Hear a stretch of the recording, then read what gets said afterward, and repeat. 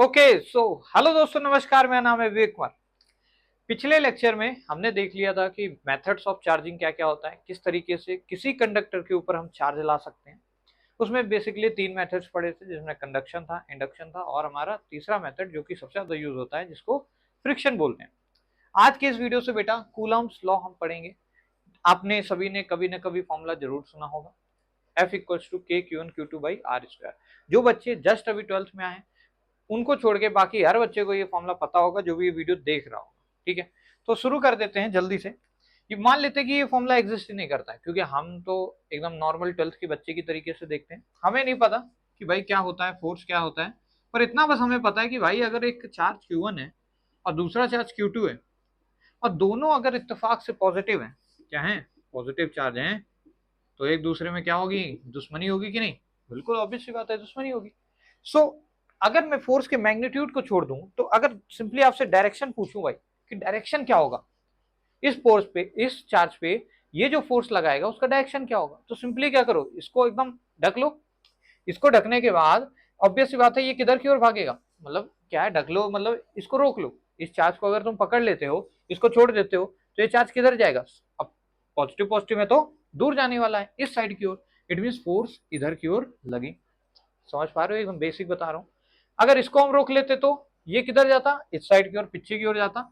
यानी कि भाई दोनों पे हमने डायरेक्शन की तो बात कर ली, अभी हमें फोर्स की वैल्यू नहीं पता, पर डायरेक्शन हम समझ चुके हैं।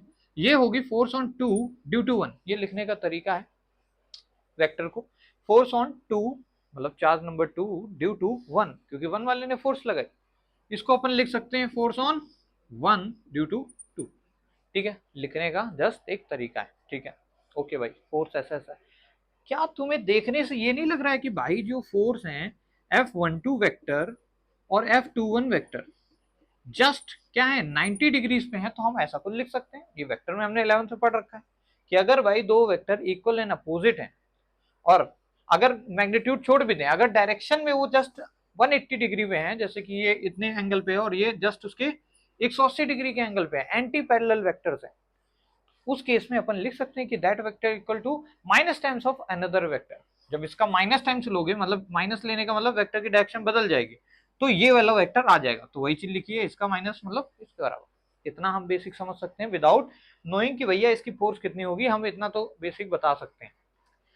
अच्छा बेटा, इत्तेफाक से क्या होता है कि जो फोर्स ये इधर इस पे लगाएगा वही फोर्स ये इस पे लगाएगा, ये होता है।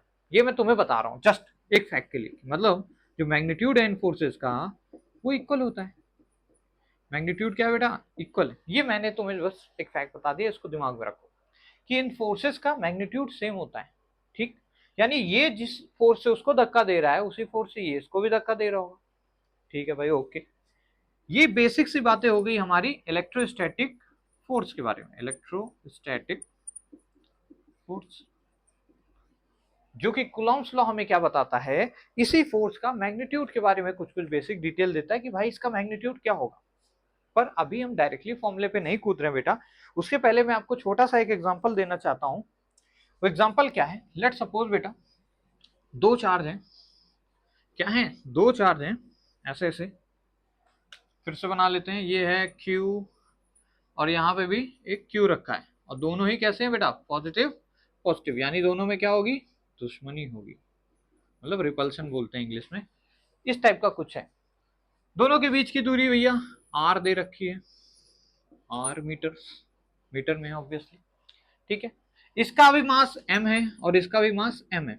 अब भाई चार्ज के पास मास हो सकता है ना? अरे ये चार्ज और मास वाला वीडियो देखा है कि नहीं? चार्ज मास कैरी करता है, जबकि मास चार्ज कैरी भी कर सकता है, नहीं भी कैरी कर सकता है। न्यूट्रल बॉडी के पास मास तो होगा लेकिन उसके पास चार्ज नहीं हो सकता। लेकिन अगर किसी के पास चार्ज है, इसका मतलब उसका मास 100% कुछ ना कुछ होगा ही होगा, है कि नहीं? ओके, तो भाई इसका मास दोनों के हम सेम मान लेते हैं, दोनों पे चार्ज भी सेम मान लेते हैं। अब इसको पकड़ोगे तो ये इसको धक्का मारेगा। इसको मान लो हमने पकड़ लिया, इसको छोड़ दिया, तो ये किधर जाएगा? पीछे की ओर जाएगा, रिपेल करेगा। अच्छा मान लो कि इसका मैं एक्सेलरेशन तुम्हें दे दूं, एक्सेलरेशन मान लो 5 है, तो क्या फोर्स बता लोगे? अरे F equal to M A, F equal to M A, force ही तो बतानी है। मास इसका सर ने दे रखा है m और एक्सेलरेशन है 5, ये तो फोर्स आ गई। और क्या इत्तेफाक से यही फोर्स क्या है हमारी? इलेक्ट्रोस्टैटिक फोर्स है इस केस में। हमें अभी फॉर्मूला नहीं पता है, पर जो क्वेश्चन ने दिया कि भैया अगर इसका एक्सेलरेशन इतना है, ऐसा ऐसा कुछ चीज है, तो हम कुछ बता सकते हैं, हाँ कि ना, ठीक है। पर क्वेश्चन में तुम्हें ये नहीं दे रहा हूँ, क्वेश्चन में मैं क्या कह रहा हूँ कि भैया इसकी वेलोसिटी दे रहा हूँ, इस वाले मास की जो वेलोसिटी है वो वेलोसिटी दे रखी है भाई 2 मीटर प्रति सेकेंड इधर की ओर। अब तुम्हें इधर की ओर वेलोसिटी बतानी है इस वाले मास की क्या होगी। पूरा सिस्टम क्या है, एक तरीके से नेट फोर्स सिस्टम पे जीरो है, तो हम क्या कर सकते हैं, मोमेंटम कंजर्व कर सकते हैं। अगर इस केस को देखो ध्यान से, तो इस केस में मोमेंटम कंजर्व होगा, मतलब जो इनिशियल मोमेंटम है वही फाइनल मोमेंटम है। इनिशियली क्या था कि भैया ये सिस्टम रेस्ट पे था, इनिशियली सिस्टम रेस्ट पे था, ऐसी लाइनें यूज करेगा कि दो चार्ज सिचुएटेड थे, ऐसे ऐसे रखे हुए थे रेस्ट पे। फाइनली एक को वेलोसिटी इधर दे दी, इसकी वेलोसिटी क्या होगी, ऑब्वियस सी बात है, दोनों को फ्री छोड़ दिया है, इसको हमने उधर भगा दिया है, ये कुछ ना कुछ तो उससे जाएगा, तो बस वही बताना है। तो इनिशियल मोमेंटम बराबर फाइनल मोमेंटम, यही होता है momentum conservation. Initial momentum zero था, फाइनल मोमेंटम क्या हो जाएगा बेटा, इसकी वजह से हो गया मास इनटू में इसकी वेलोसिटी जो कि है 2 मीटर प्रति सेकेंड। अब क्योंकि हम मोमेंटम एक वेक्टर क्वांटिटी है, इधर की ओर हमने इसको प्लस में लिया है, यानी इस केस में जब हम लिखेंगे इधर वाले का, तो हमें मोमेंटम माइनस मास इसका m ही है, इसकी वेलोसिटी लेट से हमें v पता करनी है, तो यहाँ से m मर जाएगा, velocity will getting us 2 meter प्रति सेकेंड, यानी वेलोसिटी भी सेम ही रहनी है। वेलोसिटी कितनी आ जाएगी, 2 मीटर/सेकेंड, बस डायरेक्शन अपोजिट होगी। समझ रहे हो, यानी वेलोसिटी दोनों की डिफरेंट है, स्पीड सेम है। समझ पाए पॉइंट को, ठीक है। यानी ऐसे कुछ अगर क्वेश्चन होगा तो भी हम कर लेंगे विदाउट, अभी हमें फोर्स सोर्स पता ही नहीं है, तब पर भी हम कुछ कुछ बेसिक बातें कर लेते हैं। नाइस, चलो भाई इससे आगे चलते हैं, थोड़ा सा इस फोर्स की प्रॉपर्टी जानते हैं। अभी भी मैं मैग्नीट्यूड पे नहीं आ रहा हूं डायरेक्टली, क्योंकि इसका जस्ट क्या है, एक लॉ है, लॉ का आपका डेरिवेशन नहीं, आपको बस एक तरीके से एक्सपेरिमेंटल बेसिस पे इसको शो किया गया है, तो उस पे फॉर्मूले को लिख के एफ इक्वल टू के कुछ मतलब नहीं है। अभी हम थोड़ा फीलिंग समझते हैं इस फोर्स की, ठीक है। तो मैं इसको लिखता हूं बेटा, फिर से दो चार्ज Q1 Q2, और दोनों फिर से क्या लेते हैं, पॉजिटिव चार्ज। कैसे बेटा, पॉजिटिव चार्ज। तो भाई मास्टर ने बोला कि मैंने अभी तुमने बताया कि दोनों फोर्स कैसी होती हैं भाई, अपोजिट डायरेक्शन में होती हैं। अपोजिट डायरेक्शन में फोर्स होती हैं और इक्वल इन मैग्नीट्यूड होती हैं। क्या बोला, opposite in direction and equal in magnitude. और ऐसी फोर्सेस को और क्या बोलते हैं भाई, ऐसी फोर्सेस तो एक्शन रिएक्शन पेयर बोलते हैं। Third law, Newton third law, action reaction pair. ऐसी फोर्स जो एक्शन रिएक्शन पेयर में प्रेजेंट होती है, जैसे नॉर्मल रिएक्शन। समझ रहे हो बात, तो भाई ये अपोजिट डायरेक्शन में होती है और इक्वल इन मैग्नीट्यूड होती है। यानी कि जो हमारी इलेक्ट्रोस्टैटिक फोर्स है, इलेक्ट्रोस्टैटिक फोर्स है, it is a type of action reaction pair. FE is a type of action reaction pair. यहां से इतना समझ आया, बिल्कुल ठीक है। पर एक दिक्कत है, एक बच्चे ने अगर मान लो ऐसा कुछ बनाया डायग्राम कि भाई ये सर चार्ज इसके पास इधर की ओर इस पे फोर्स लग रही है, और इसके पास इधर की ओर फोर्स लग रही है, मान लो लेट से ये F1 फोर्स है, ये F2 फोर्स है, तो अभी भी क्या है, F1 F2 नहीं, मतलब सेम फोर्सेज हैं, F1 ये भी है, F1 ये भी। इस केस में भी क्या है, दोनों के फोर्सेस का मैग्नीट्यूड सेम है और डायरेक्शन भी जस्ट क्या है, अपोजिट है। भाई देखो ये ऊपर की ओर है तो ये डायरेक्शन नीचे, तो क्या इस केस में भी हम बोल सकते हैं कि ये भैया इलेक्ट्रोस्टैटिक फोर्स है। क्या ये तरीका सही है, क्या वो बच्चा सही बोल रहा है, नहीं। देखो यहां पे ये डिफिनीशन थोड़ी सी अधूरी है, इसमें साथ में अगर हम ये चीज ऐड कर दें कि ऑलवेज, ये जो एक्शन रिएक्शन पेयर जो कि ऑलवेज किधर एक्ट करे, line joining between the two charges. देखो यहाँ पे जो लाइन ज्वाइनिंग है, मतलब दोनों को ज्वाइन करने वाली लाइन, इन दोनों को ज्वाइन करने वाली लाइन यही होगी बेटा, इसके अलोंग आनी चाहिए फोर्स, तभी वो फोर्स होगी इलेक्ट्रोस्टैटिक फोर्स। मतलब electrostatic force is action reaction pair. केवल इतना कहना नहीं सही रहेगा, क्योंकि ये भी देखो एक्शन रिएक्शन पेयर है, पर साथ ही साथ having direction along line joining. ये फुल डिफिनीशन होगी किसकी भाई, इलेक्ट्रोस्टैटिक फोर्स की। अभी कूलम्ब्स लॉ पे नहीं आ रहे, अभी इलेक्ट्रिक फोर्स के बारे में समझ रहे हैं, जो फोर्स दो चार्जेस के बीच में लगती है। सपोज ऐसा कुछ लग रही थी भैया, तो इस केस में हम इलेक्ट्रोस्टैटिक फोर्स इसको नहीं बोलेंगे भाई। समझ रहे हो बात को, क्यों, क्योंकि लाइन ज्वाइनिंग के अलोंग नहीं लगी है, ठीक है। पूरी परफेक्ट डिफिनीशन क्या हो जाएगी, electrostatic force is a action reaction pair which always acts along the line joining.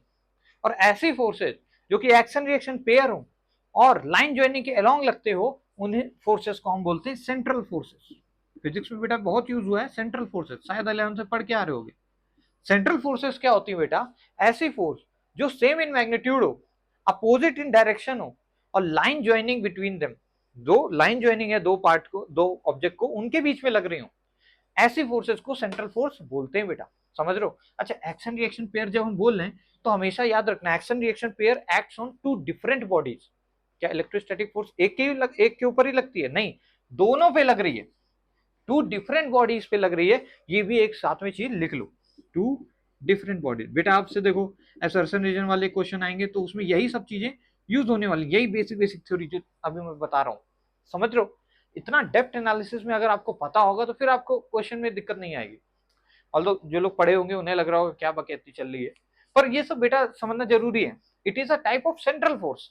Central force जैसे न्यूक्लियर फोर्स भी होती है, ये सभी क्या है? सेंट्रल फोर्सेज हैं। Electrostatic force, nuclear force, gravitational force, सभी क्या है? सेंट्रल फोर्सेज हैं। सेंट्रल फोर्सेज मतलब एक्शन रिएक्शन पेयर हो। एक्शन रिएक्शन पेयर का मतलब होता है कि भैया मैग्नीट्यूड सेम हो लेकिन अपोजिट डायरेक्शन हो, मैग्नीट्यूड सेम हो लेकिन अपोजिट डायरेक्शन हो। जैसे action reaction pair Newton third law होता है, every action has equal and opposite reaction. समझ लो, वहीं से ये चीजें आई हैं, ऐसी ऐसी बातें होती हैं। चलो जल्दी से इसको लिख लो फिर आगे चलते हैं। साइड हो जाता हूँ, फटाक से लिख लो, आगे चलें। अच्छा चलो भाई, इसको लिख लिया होगा, खूबसूरत। अब देखो एक और धमाकेदार कहानी है, मतलब इसी में प्रॉपर्टी, अभी भी हम कूलम्स लॉ को नहीं छू रहे हैं, प्लीज थोड़ा सा और पेशेंस बनाइए, हैव पेशेंस। बात सुनो बेटा, देखो सपोज कि यहाँ दो चार्ज है, ये एक पुरुष चार्ज है, मतलब पुरुष चार्ज मतलब पॉजिटिव चार्ज, ठीक है, ये पॉजिटिव चार्ज है, और यहाँ पे एक महिला चार्ज है यानी नेगेटिव चार्ज है। अब क्या दुश्मनी होगी या प्यार होगा? अब प्यार होगा दोनों के बीच। प्यार होने की वजह से ये उसकी ओर क्या होगा? थोड़ा सा अट्रैक्टिव होगा। समझ रहे हो बात को? थोड़ा सा अट्रैक्टिव होगा कि नहीं? ऑब्वियस सी बात है यार, प्यार होगा मतलब अट्रैक्शन होगा। अब क्या हुआ इस कहानी में, बढ़िया मस्त प्यार मोहब्बत चल रही थी, इक्विलिब्रियम था। थोड़ी देर के बाद एक और चार्ज आ गया जो कि महिला चार्ज था। महिला चार्ज मतलब नेगेटिव चार्ज। अब क्या होगा बेटा? क्या इस क्यू पे, इसको लेट से नाम दे देते हैं 1 नंबर का चार्ज, ये 2 नंबर का चार्ज है, ये 3 नंबर का चार्ज है। क्या इस 1 नंबर से चार्ज पे जो फोर्स लग रही है, क्या उस पर फर्क आया? मतलब क्या इसके प्यार पे फर्क आया? मतलब फोर्स मतलब प्यार इस समय, ऑब्वियस सी बात है फर्क आ जाएगा। क्यों भाई? क्योंकि अब इसको इससे भी थोड़ा सा प्यार होने लगेगा, ऑब्वियस सी बात है। तो भाई ये लो, अब इसका नेट जो प्यार था उसमें चेंज आ गया, इसके ऊपर जो नेट चार्ज था, नेट प्यार था, उसके ऊपर चेंज आया। परंतु जो अभी इस पुरुष चार्ज का इस महिला के लिए जो प्यार था उस पर फर्क नहीं आएगा। ये प्रॉपर्टी होती है किसकी? इलेक्ट्रोस्टैटिक फोर्स की। यानी कि मतलब क्या कहने का है कि एफ इलेक्ट्रोस्टैटिक बिटवीन 1 एंड 2, मतलब इन दोनों के बीच का जो प्यार है या जो फोर्स है, इस केस में इसको एफ इलेक्ट्रोस्टैटिक को ऐसे दिल बना लो, मतलब प्यार होगा। इस पे कोई फर्क नहीं पड़ता कि भाई कोई दूसरा चार्ज आता है कि नहीं, मतलब it is independent of, independent, अरे स्पेलिंग थोड़ा गलत हो सकती है, ऑफ प्रेजेंस और एब्सेंस ऑफ चार्ज, प्रेजेंस और एब्सेंस ऑफ एनी चार्ज। ये बेटा डिफिनीशन मतलब प्रॉपर्टी है किसकी? इलेक्ट्रोस्टैटिक फोर्स की, जो अभी हम लोग देख रहे हैं। अभी हमने मैग्नीट्यूड की बात भी नहीं की, हजार चीजें पढ़ ली कि भैया ये सेंट्रल फोर्स होती है, लाइन ज्वाइनिंग के अलॉन्ग लगती है, ऐसी से कुछ कुछ चीजें होती है, प्यार मोहब्बत। और एक और नई चीज पढ़ी कि भाई दो चार्ज के बीच का जो प्यार है या जो दो चार्ज के बीच की इलेक्ट्रोस्टैटिक फोर्स है वो किसी तीसरे के आने या ना आने की वजह से चेंज नहीं होता, यानी उससे इंडिपेंडेंट होती। देख रहे हो बात? ऑब्वियस सी बात है, पर रियलिटी में उसका अलग होता है। समझ रहे हो ना? ऐसा नहीं होता है कि रियलिटी में इस पे फर्क नहीं आता, रियलिटी में दोनों ही खत्म हो जाते हैं। ठीक, चलो इसको लिख लो, आगे बढ़ते हैं भाई, लिख लो जल्दी से। अब यार मैं देखो थोड़ा सा अब आ ही जाता हूँ, अब बड़ी देरी से तुम लोग का टाइम, तुम लोग भी कह रहे होगे। अब आ जाते हैं मैग्नीट्यूड पे, आ जाते हैं। अब इससे ज्यादा कुछ बचा नहीं इसमें पढ़ने को। अब मैग्नीट्यूड पे सीधे चर्चा करते हैं, दो चार क्वेश्चन करते हैं और इस सेशन को जल्दी से खत्म करते हैं ताकि हम नेक्स्ट उससे हम कुछ नई चीजें पढ़ सके। ठीक है, तो भाई एक साइंटिस्ट थे, एक बहुत बढ़िया साइंटिस्ट थे जिनका नाम कूलाम वूलाम था। क्या नाम था? अरे यार स्पेलिंग गलत हो गई, COULOMB, कूलाम नाम था इनका। क्या हुआ कि कुछ सदियों पहले इन्होंने कुछ एक्सपेरिमेंट्स वगैरह किए, देखा कि भाई जो दो चार्ज के बीच की जो फोर्स है ना, वो चार्ज के मैग्नीट्यूड के डायरेक्टली प्रोपोर्शनल है। मतलब क्या कहने का, देखो यहाँ पे मान लो एक चार्ज नंबर 1 है, यहाँ पे एक चार्ज नंबर 2 है। Let's say this is Q1, this is Q2। दोनों के बीच में फोर्स होगी, अगर ये दोनों पुरुष चार्ज है, मतलब पॉजिटिव चार्ज है, तो क्या होगा, दुश्मनी हो जाएगी ज्यादातर केसेस में। मतलब हमेशा ही होगी। यहाँ तो पॉजिटिव चार्ज में रिपल्सन होगा, ये इधर की ओर फोर्स लगाएगा, ये वाला उस पर उधर की ओर फोर्स मारेगा, ठीक है। इस कारण से क्या होगा भाई, अगर मैं मान लो कि इन दोनों के बीच की फोर्स को घटाना है या बढ़ाना है, तो अगर मैं मान लो इस चार्ज के मैग्नीट्यूड को डबल कर देता हूं, अभी ये क्यू था, अब अगर 2Q हो जाए तो इसकी वजह से इस पर रिपल्सन बढ़ेगा, और क्योंकि सेम मैग्नीट्यूड ये भी उस पर मारेगा तो उधर भी बढ़ जाएगी। यानी electrostatic force is directly proportional to the magnitude of single charge या फिर दोनों के चार्ज। अगर मैं Q1 को भी बढ़ाता तो भी तो डबल हो जाती फोर्स, क्योंकि फोर्स दोनों के मैग्नीट्यूड के डायरेक्टली प्रोपोर्शनल है, यानी F is directly proportional to Q1 and Q2। और याद रखना इलेक्ट्रोस्टैटिक फोर्स दो डिफरेंट चार्ज पे लगेगी, ऐसा नहीं कि एक ही चार्ज के ऊपर फोर्स लग रही है, नहीं नहीं नहीं, जिस पे लग रही है दूसरे पे भी, एक्शन रिएक्शन पेयर, समझ लो हमेशा दो बॉडीज होंगी। गलत मत कर देना, ये सेक्शन में पूछा जाता है कि क्या electrostatic force can act on a single body, बिल्कुल भी नहीं, ठीक है। ऑल्दो हम बोल सकते हैं कि भैया इसने इस पे फोर्स लगाया तो अभी तो इसके ऊपर ही एक्ट कर रहा है सिंगल बॉडी पे, बट ये स्टेटमेंट वाइज गलत हो जाएगा जब आपसे क्वेश्चन पूछा जाएगा बेटा, क्योंकि ये टू डिफरेंट बॉडीज पे लगती है, समझ रहे हो, और इक्वल एंड अपोजिट होती है। अच्छा, तो F is directly proportional to Q1 और Q2। एक और चीज देखी गई भाई एक्सपेरिमेंट वगैरह करने पे कि भाई अगर इनके बीच की जो दूरी है, इनके बीच की जो दूरी है उसको मैं 2 गुना कर रहा हूं, बढ़ा रहा हूं, तो फोर्स 4 गुना कम हो जा रही है। यानी कि फोर्स 4 गुना कम होने का मतलब इनवर्सली प्रोपोर्शनल है आर स्क्वायर के फैक्टर का, ऐसा कुछ देखने को मिला। अब जैसे ही जल्दी जल्दी करेंगे तो आ जाता है यहाँ से एक कांस्टेंट के Q1 Q2 भाई आर स्क्वायर, जहां पे के की वैल्यू क्या होती है बेटा, हर बच्चे बच्चे को पता है के की वैल्यू 9 इंटू 10 की पावर 9 होती है। एक और भी वैल्यू होती है 1/4 पाई एप्सिलॉन नॉट, जिसको क्या बोलते हैं, परमिटिविटी ऑफ फ्री स्पेस। अभी परमिटिविटी क्या है सर, जिसको हम नेक्स्ट वीडियो में कवर करेंगे, समझ लो। अभी के लिए लिख लो बेटा, ये परमिटिविटी है, परमिटिविटी, कुछ परमिट परमिट टाइप का कुछ आ रहा है, इलेक्ट्रिक फील्ड लाइन वगैरह वगैरह। अच्छा ये याद करो 11th में जब हमने कभी स्पीड ऑफ लाइट का डेरिवेशन किया था, तो सी हमारा क्या निकल के आ रहा था, 1/√μ0 ε0, ऐसा कुछ आ रहा था। अरे भूल गए क्या यार, भूल गए तो कोई बात नहीं, वही का ये फैक्टर है। इलेक्ट्रिक फील्ड का फैक्टर आता है कौन, परमिटिविटी, और मैग्नेटिक फील्ड का फैक्टर होता है परमिएबिलिटी।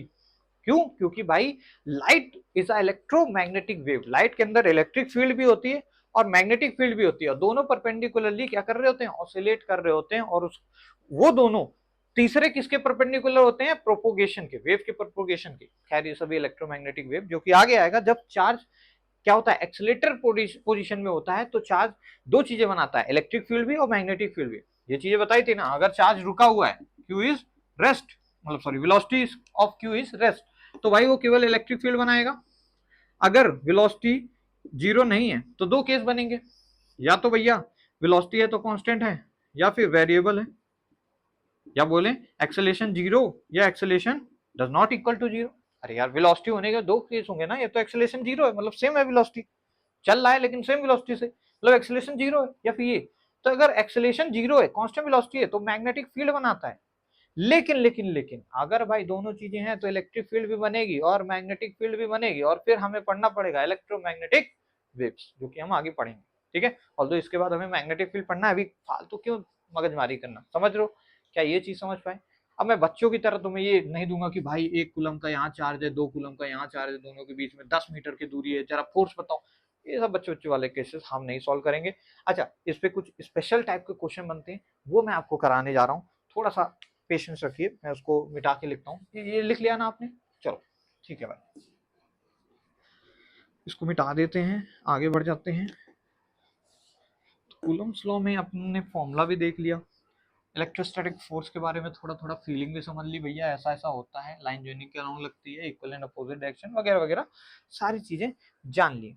अच्छा बेटा एक छोटा सा वेक्टर का वैसे रिलेटेड है, इलेक्ट्रोस्टैटिक का जो शुरुआत का पोर्शन है ना, वो वेक्टर से ही ज्यादातर रिलेटेड है। मान लो ये मेरे पास क्या है, एक इक्विलेटरल ट्राइंगल है, लेट्स सपोज तीनों ही वर्टिसेस पे क्यू चार्ज रखा हुआ है, तीनों ही वर्टिसेस पे क्यू चार्ज रखा है, हैविंग मास छोटा m।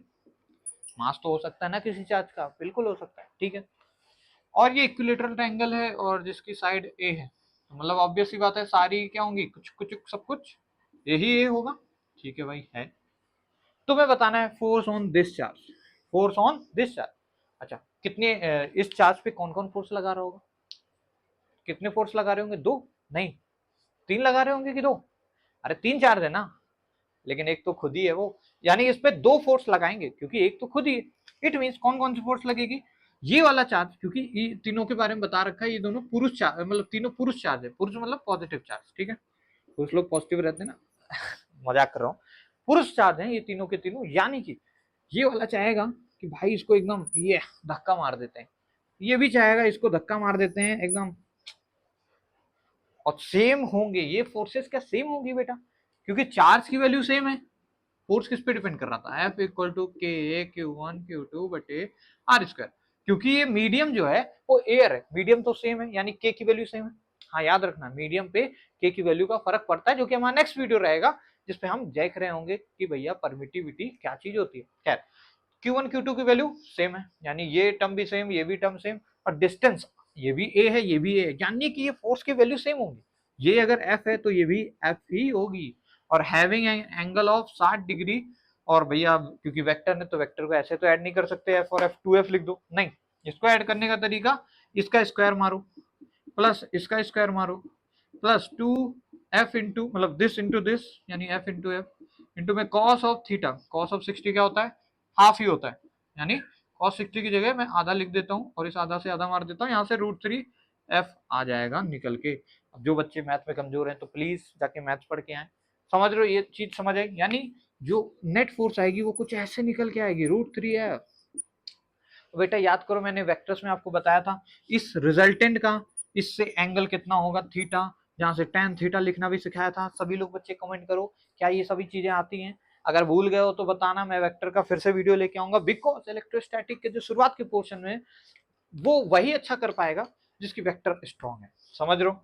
Same with goes on magnetism also, शुरुआत का जो पोर्शन होता है उसमें ज्यादातर ऐसे न्यूमेरिकल्स होते हैं, ठीक है। अब इस पे 1000 क्वेश्चन बन सकते हैं यार, स्क्वायर बना दूं भैया, यहाँ पे फोर्स बता दो, हर केस में क्या करना है, फोर्स की डायरेक्शन बनाओ, फोर्स की वैल्यू देखो भैया इक्वल है कि नहीं, और फिर उसके हिसाब से लिख लो। चलो बना ही देते हैं वरना तुम लोग क्या करोगे। एक क्वेश्चन है देख लो, उसको सॉल्व नहीं करूंगा बस बताऊंगा कंसेप्ट, बाकी तुम लोग करना आंसर कमेंट करना, ठीक है।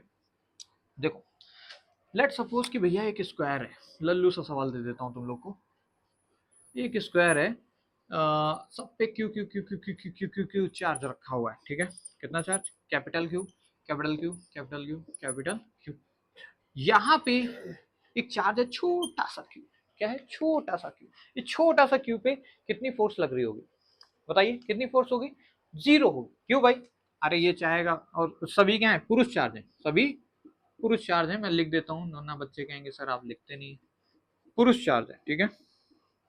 ओहो ये भी छोटा सा पुरुष चार्ज, ये चाहेगा इसकी जिंदगी बर्बाद कर दें इधर मार के, ये चाहेगा इसकी जिंदगी ऐसे मार के बर्बाद कर दें, ये चाहेगा ऐसे, ये चाहेगा ऐसा, और फिर चारों मिला के कुछ भी उसका उखाड़ नहीं पाएंगे, यानी नेट फोर्स क्या हो जानी भाई, क्योंकि कट जानी है। अगर ऐसे नहीं तो देखते हो इसके कंपोनेंट कर लो, वो भी हॉरिजॉन्टली वर्टिकली सारे के सारे क्या हो जाएंगे, रिजॉल्व हो जाएंगे और कट जाएंगे, यानी F on Q will be zero, zero और नॉट बिल्कुल जीरो। अच्छा लेकिन अगर मैं इसको महिला चार्ज कर दूं, अभी तक सब पुरुष पुरुष थे तो कुछ बिगाड़ नहीं पा रहे थे, एक महिला आई, अब क्या इस पे जीरो होगा, ध्यान से बताओ, और जो होगा आंसर कमेंट करना, अब मैं नहीं बताने वाला। तो देख रहे हो एक महिला के आने की वजह से क्या हो रहा है, कुछ प्रभाव पड़ेगा, ऑब्वियस सी बात है, क्या प्रभाव पड़ेगा वो आपको कमेंट करना है बच्चों, इस पे नेट फोर्स कितनी होगी वो आपको मेंशन करना है, ठीक है। तो नेक्स्ट वीडियो में मिलेंगे, थोड़ा सा मैं डिस्क्रिप्शन बॉक्स में आपको पीपीटी दे दूंगा, पीपीटी कह रहा हूँ पीडीएफ दे दूंगा, जिसमें कई सारे इसी के क्वेश्चंस रिलेटेड होंगे इलेक्ट्रोस्टैटिक के, ठीक है। टिल हमने पढ़ ली है कुछ कुछ चीजें, अगले वीडियो में देखेंगे परमिटिविटी, इस के की वैल्यू को, कहाँ गया के छोड़, इसको जानेंगे, कोशिश करेंगे और इन डेप्थ एनालिसिस करेंगे। बाकी हमारे वीडियोस अगर पसंद आते हैं तो प्लीज लाइक शेयर सब्सक्राइब जरूर करें, और मिलते हैं नेक्स्ट वीडियो में। Thank you so much for watching.